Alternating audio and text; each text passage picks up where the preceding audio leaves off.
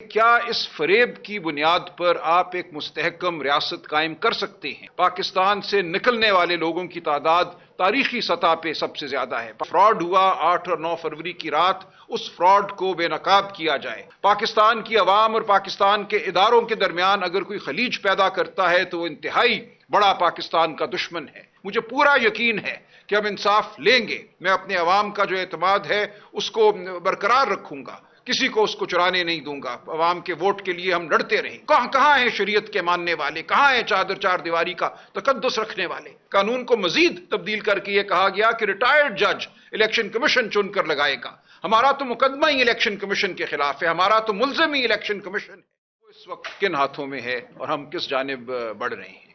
اس کے لیے ضروری ہے کہ ہم الیکشن جو 2024 میں ہوا 8 فروری کا الیکشن، اس کو نظر کے سامنے رکھیں۔ دیکھیں، یہ الیکشن پرانا کبھی بھی نہیں ہوگا، یہ بات کبھی بھی دھول میں نہیں اڑ جائے گی۔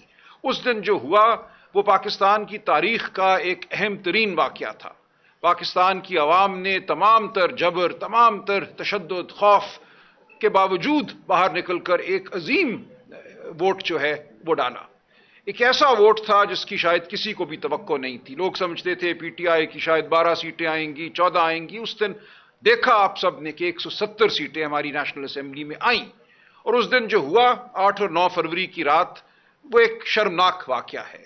اس دن کہ ہم سب گواہ ہیں، تمام عمر ہم گواہ رہیں گے کس طرح ہمارے رزلٹ کو، نتیجوں کو بدلا گیا، کس طرح فارم 45 کے ساتھ کھلواڑ کیا گیا، کس طرح کچھ طریقے اختیار کیے گئے۔ ان کی تفصیل آپ جانتے ہیں، میں تھوڑی سی یاد دہانی کرا دوں گا۔ لیکن سوال یہ ہے کہ کیا اس فریب کی بنیاد پر آپ ایک مستحکم ریاست قائم کر سکتے ہیں؟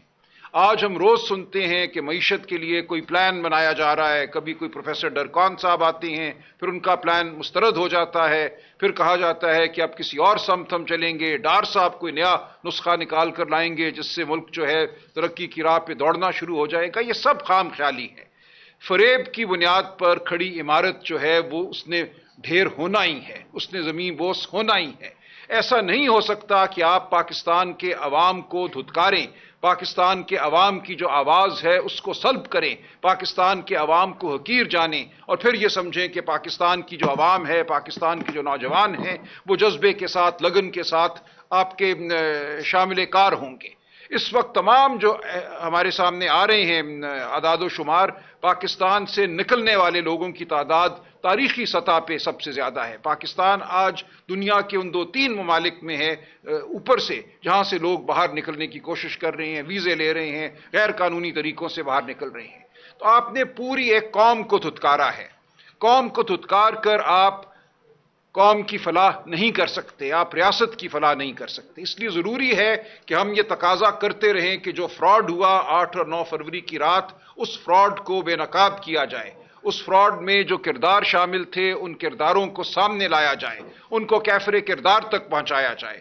ہم خوش ہیں کہ ایک احتساب کا عمل یا خود احتسابی کا عمل شروع ہے۔ ہمیں کہا جاتا ہے کہ کسی کو نہیں چھوڑا جائے گا، لیکن ہمیں یقین تب آئے گا جب اس دن فراڈ کرنے والوں کو کٹہرے میں لایا جائے گا، تاکہ ملک جو ہے، ریاست جو ہے، قوم جو ہے، ادارے جو ہیں یکسوئی کے ساتھ پاکستان کی فلاح، پاکستان کی ترقی کے لیے قدم بڑھا سکے۔ ہم سب اکٹھے ہیں۔ پاکستان کی عوام اور پاکستان کے اداروں کے درمیان اگر کوئی خلیج پیدا کرتا ہے تو وہ انتہائی بڑا پاکستان کا دشمن ہے۔ اس وقت موقع ہے کہ ہم سب اکٹھے ہو کر چلیں۔ لیکن یہ تب ہی ممکن ہے جب آپ اس فراڈ کو ختم کریں گے، جب آپ عوام کے نمائندوں کو مانیں گے کہ عوام کا نمائندہ کون ہے اور کون نہیں ہے، جب آپ 16 سیٹوں والی پارٹی کو اقتدار نہیں دیں گے، آپ 16 سیٹوں والی پارٹی کو 2/3 اکثریت دینے کی کوشش نہیں کریں گے۔ جو کچھ اس وقت ہو رہا ہے وہ شرمناک ہے۔ دیکھیں، میں اگر اپنے حلقے کی بات کروں، لاہور کا حلقہ NA 128، اس حوالے سے بہت سی رپورٹیں سامنے آئی ہیں۔ حالیہ دنوں میں پتن فاؤنڈیشن کے سرور باری صاحب نے ایک رپورٹ شائع کی ہے، ٹی وی پہ بھی وہ آئے ہیں، اور جو ان کے اعداد و شمار ہیں میں تو خیر جانتا ہی تھا، وہ اب تمام قوم کے سامنے ہیں۔ اس حلقے میں 436 پولنگ سٹیشن تھے نیشنل اسمبلی کے۔ میں ان تمام پولنگ سٹیشنز پہ فارم 45 کے مطابق جیتا ہوں، لیکن کیا یہ گیا اس رات 170 پولنگ سٹیشنز پہ ووٹوں کی تعداد بڑھائی گئی اور ایک ہی مخصوص امیدوار کے حق میں بڑھائی گئی۔ جس کا نتیجہ یہ ہوا کہ 170 پولنگ سٹیشن اس حلقے کے ایسے ہیں جہاں ٹرن آؤٹ یعنی کہ تناسب ووٹروں کا 90% سے تجاوز کر گیا ہے، اور انہی پولنگ سٹیشنوں پہ صوبائی اسمبلی کا جو تناسب ہے وہ وہی 40% یا اس سے کم ہے۔ تو یہ ایک بیوقوفانہ حرکت تھی جو کی گئی کہ 170 پولنگ سٹیشنز پہ 90-95% ٹرن آؤٹ ہو جائے اور وہیں پہ 1 لاکھ ووٹ جو ہیں وہ اضافہ کر کے مجھے ہرانے کی کوشش کی گئی۔ مجھے پورا یقین ہے کہ ہم انصاف لیں گے، میں اپنے عوام کا جو اعتماد ہے اس کو برقرار رکھوں گا، کسی کو اس کو چرانے نہیں دوں گا، عوام کے ووٹ کے لیے ہم لڑتے رہیں گے۔ لیکن اس لڑائی میں اب ہم دیکھتے ہیں ہمارے سامنے جو ہمارے راستے میں رکاوٹ ہے وہ الیکشن ٹریبیونلز کے حوالے سے جو قوانین بدلے جا رہے ہیں وہ ہے۔ قانون یہ کہتا تھا جب ہم نے الیکشن لڑا کہ ہائی کورٹ کے حاضر سروس جج صاحبان جو ہیں وہ مقدمہ سنیں گے الیکشن کے حوالے سے۔ پہلے انہوں نے یہ کہا کہ حاضر سروس ججوں میں سے وہ جج سنیں گے جو الیکشن کمیشن چنے گا، چیف جسٹس کا کوئی رول نہیں ہوگا، اور چیف جسٹس کی دی گئی جو فہرست تھی اس کو صرف پنجاب میں رد کیا گیا۔ باقی تمام صوبوں میں جو چیف جسٹس صاحبان نے لسٹیں دی ان کے مطابق الیکشن ٹرائیبیونل قائم ہوئے، وہ کام بھی آج دن تک کر رہے ہیں، لیکن پنجاب میں ان کو سب سے زیادہ خطرہ ہے۔ اور یاد رہے کہ اس وقت 73 قومی اسمبلی کے حلقوں کے حوالے سے پی ٹی آئی کے امیدواروں نے الیکشن پٹیشنیں دائر کی ہوئی ہیں، جس میں سے 40 پنجاب میں ہیں۔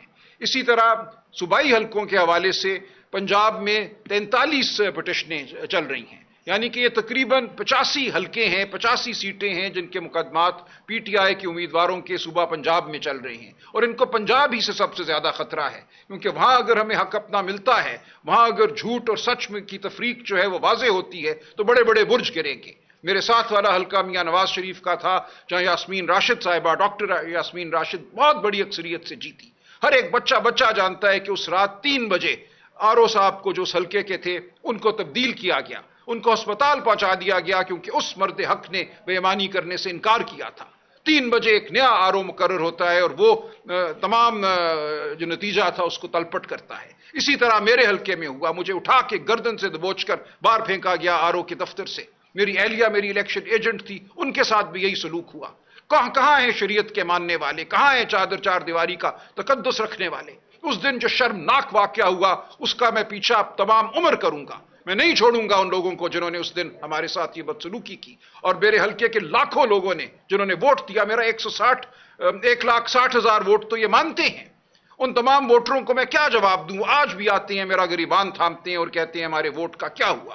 لہٰذا ہم لڑتے رہیں گے، اور آپ کے توسط ہم قوم کو یہ پیغام دیتے ہیں کہ ہم پاکستان کے وفادار ہیں، ہم آپ کے ووٹ کے وفادار ہیں، ہم پاکستان کو فلاح کی جانب لے جانے والی جماعت ہیں، ہمیں جو مرضی کوئی لیبل دے ایسا ہرگز نہیں ہے۔ کسی میز پہ آئیں، ہمارے ساتھ بیٹھیں، پاکستان کی فلاح کے لیے جو خواب ہم نے دیکھے ہیں ان خوابوں کو سنیے، ان کو عملی جامہ پہنانے کے لیے ہمارے ساتھ چلیے۔ اب ہمارے سامنے صورتحال پنجاب کے حوالے سے یہ ہے کہ الیکشن کمیشن سپریم کورٹ آیا اور پچھلے 2 ماہ سے تمام الیکشن ٹرائیبیونل جو پنجاب میں کام کر رہے تھے ان کو کام کرنے سے روک دیا گیا ہے۔ دیگر صوبوں میں مقدمات اپنے اختتام تک پہنچنے والے ہیں، لیکن پنجاب میں ابھی شروع کی سماعت جو ہے وہ بھی نہیں ہو پائی، اور آج پھر یہ تقاضا ہے کہ من پسند جو جج ہیں وہ لگانے کا حق الیکشن کمیشن کو دیا جائے۔ نہ صرف یہ، قانون کو مزید تبدیل کر کے یہ کہا گیا کہ ریٹائرڈ جج الیکشن کمیشن چن کر لگائے گا۔ ہمارا تو مقدمہ ہی الیکشن کمیشن کے خلاف ہے، ہمارا تو ملزم ہی الیکشن کمیشن ہے۔ آپ ہمارے ملزم کو یہ اختیار دے رہے ہیں کہ وہ مقدمہ چلائے، وہ جج کا تعین کرے، یہ ہرگز ہمیں قابل قبول نہیں ہوگا۔ ہم قانونی جنگ بھی لڑیں گے اور سیاسی جنگ بھی لڑیں گے اس حوالے سے۔ لہٰذا میری گزارش یہی ہے کہ عوام حوصلہ رکھے، اور آپ میڈیا کے ذریعے میں یہ پیغام دیتا ہوں پاکستان کی عوام کو کہ حق سچ کی خاطر ہم لڑتے رہیں گے، ہم ہرگز آپ کے ووٹ کو زائل نہیں ہونے دیں گے، اور جس نے آج زیادتی کی ہے وہ عبرت پکڑے ان لوگوں کے انجام سے جنہوں نے کل زیادتی کی تھی۔ وقت بدلتے دیر نہیں لگتی، حق اور سچ جو ہے بالآخر اس کی جیت ہوتی ہے، اور حق پہ ڈاکہ مارنے والا انشاءاللہ بے نقاب ہوگا۔ لہٰذا میں آپ سے توقع رکھوں گا، میڈیا سے، اپنے عوام سے، کہ ہم حق سچ کی خاطر کھڑے رہیں، ہم حق کی بات کریں۔ اس کا تعلق سیاست سے نہیں ہے، اس کا تعلق پی ٹی آئی سے نہیں ہے، اس کا تعلق ملک کی سلامتی سے ہے، ملک کے نظام سے ہے، نظام کی جو ساخت ہے اس سے ہے۔ ہم فریب پر اس ملک کو کھڑا نہیں کر سکتے۔